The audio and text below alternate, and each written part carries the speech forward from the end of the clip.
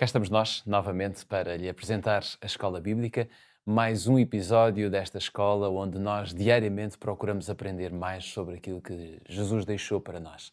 É sempre uma alegria muito grande podermos abrir a Palavra de Deus, podermos estudar a Palavra de Deus juntos e para fazermos uma sequência de episódios e que de alguma forma possamos tirar proveito desses episódios, nós temos vindo a estudar e vamos continuar a estudar a Epístola aos Gálatas. Isto porquê?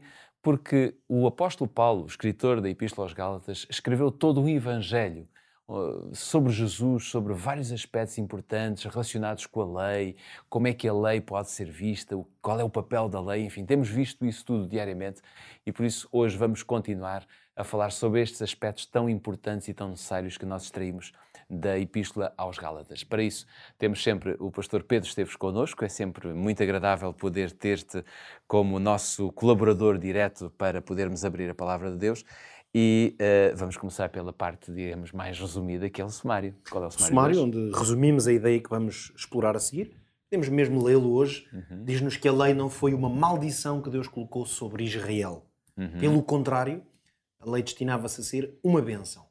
Logo, o que é que Paulo faz? Embora Paulo use algumas vezes expressões negativas associadas à lei, dentro do contexto, mesmo assim, Paulo também tem muitas coisas positivas a dizer acerca da lei. Ou seja, hoje, no ponto por ponto, vamos tentar descobrir estas coisas tão positivas sobre a lei, mas antes de verificarmos aquilo que podemos extrair da Bíblia, eu vou convidá-lo a si, que está desse lado, a abrir a sua Bíblia em Romanos capítulo 7. Vamos também a um livro de Paulo, não o livro de Gálatas, mas ao de Romanos, capítulo 7, para lermos dois versículos, o 12 e depois o 14. Se tiver a sua Bíblia à mão, pode abrir, se não, pode ler connosco, que diz: "E assim a lei é santa, e o mandamento santo, justo e bom. Porque bem sabemos que a lei é espiritual, mas eu sou carnal, vendido sob o pecado." Esta é a passagem que nós encontramos de Paulo e que é bastante interessante, porque será que globalmente nós podemos ver a lei apresentada como algo de negativo na Bíblia e também nos escritos de Paulo, ou não é bem assim? É isso. Realmente a preocupação será esta de refletirmos sobre a visão que a Bíblia globalmente nos apresenta sobre a lei. E aqui nós temos que procurar analisar isso de um ponto de vista global.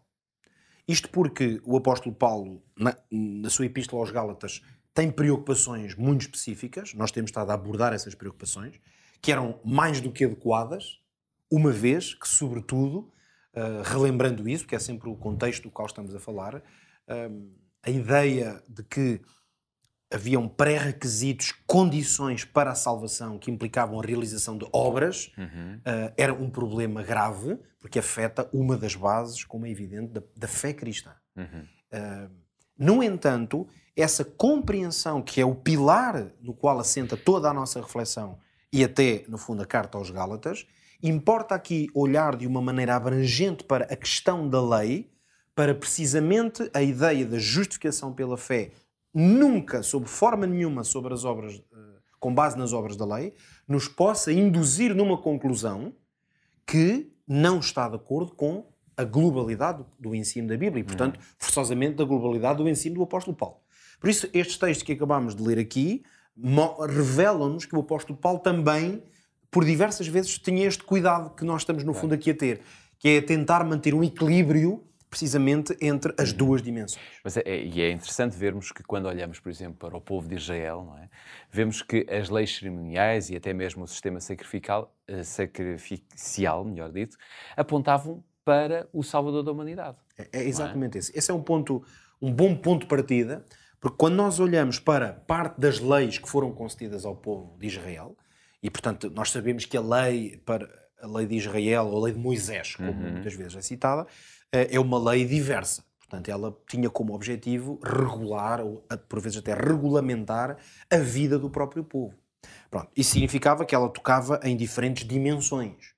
Mas a verdade é que muitas dessas dimensões, nomeadamente leis cerimoniais, tudo o que tinha a ver com os sacrifícios, os rituais de reconciliação, no fundo, o que era realizado no santuário, eram obras que eram realizadas, que eram obrigatórias, vamos dizer assim, faziam parte da maneira como Deus tinha estabelecido a sua forma de relacionamento com o seu povo. Portanto, o povo, se não os fizesse, ou se não fizesse isso de maneira correta, como Deus tinha estabelecido, sabemos que até poderiam ter consequências graves, porque a lei servia exatamente para estabelecer qual era o padrão. Mas é interessante notar, quando nós analisamos em detalhe essas leis, mesmo, por exemplo, essas de natureza cerimonial, verificamos que Jesus Cristo estava lá tipificado praticamente em todas as dimensões.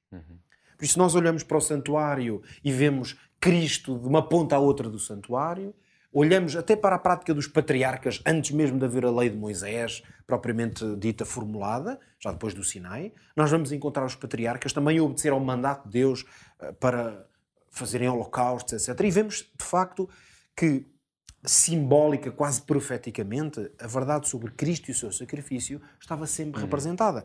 E isso já era uma espécie de anúncio de que aquelas pessoas não eram salvas precisamente pelo animal ou pelo sangue do animal, mas estavam a ser salvas por aquilo que Jesus viria fazer.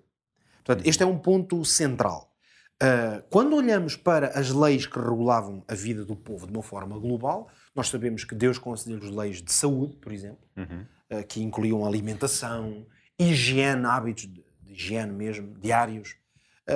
A lei que o Senhor lhes concedeu também incluía várias questões relacionadas com relacionamentos, portanto, regular os relacionamentos familiares, relações conjugais, até regular as relações de natureza sexual, por exemplo. Para todas estas dimensões, Deus deu indicações claras e, é claro, acima, se calhar, destas todas, leis. Deus concedeu a Israel leis morais, portanto, que assentavam em valores eternos da parte de Deus, que ele chegou a escrever com o seu dedo, dizendo, quer dizer, este é o padrão de vida que eu concedo ao povo. E mesmo se nós olhamos, por exemplo, as leis da saúde, da higiene, dos relacionamentos, como práticas a ter em conta para que o povo pudesse desenvolver o seu pensamento, as suas obrigações, mesmo assim dava para percebermos que tudo isso apontava para depois, na parte espiritual, para chegarem a Cristo. Sim, e que sobretudo se percebe que o propósito de Deus era o bem. E este conceito de que a lei sempre teve um propósito de bem é uma concepção muito importante. Talvez isto possa ser melhor ilustrado se dermos aqui alguns exemplos concretos. Porque às vezes falamos da lei de Moisés, mas como é uma coisa que está um bocado escondida ali, ou meio perdida, naqueles livros que não os vamos folhear com tanta frequência, por vezes é bom tomar consciência disso. E o livro de Levítico é um bom livro. O livro de Levítico é um exemplo disso. Por exemplo, em Levítico, no capítulo 18, nós temos vamos dizer assim, um capítulo da lei que nos fala precisamente sobre relacionamentos. A conduta que Deus regulou no que diz respeito, no caso, aos casamentos e às relações entre homens e mulheres. Alguns exemplos, que não preciso estar a ler, mas exemplos que posso dar aqui do que está escrito nesta lei. Que, por exemplo, um homem não se pode deitar com a mulher do seu próximo. Ou que um homem não se pode deitar com um homem. Ou que um homem não se pode deitar com um animal. Ou mesmo que um filho não se pode deitar com uma mãe.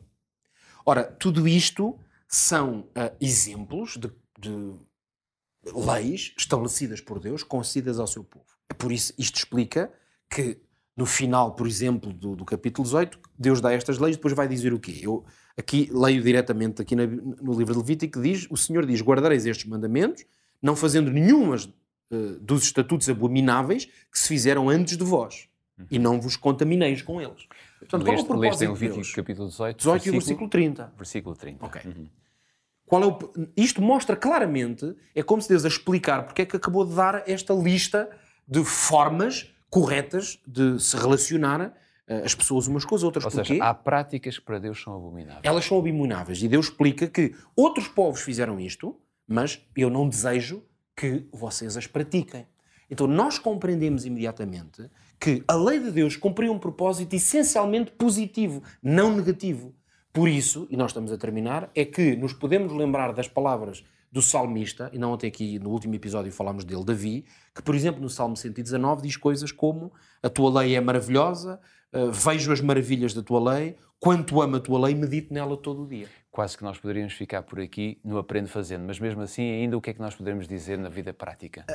A vida prática é nós diariamente vivermos na consciência de que, se estivermos atentos àquilo que Deus nos indica, a nossa vida estará em melhores condições de ser protegida e salvaguardada. Fica então com este desafio, com este conselho, para que o Senhor Deus possa abençoar a sua vida em todo o tempo. Que Deus o abençoe.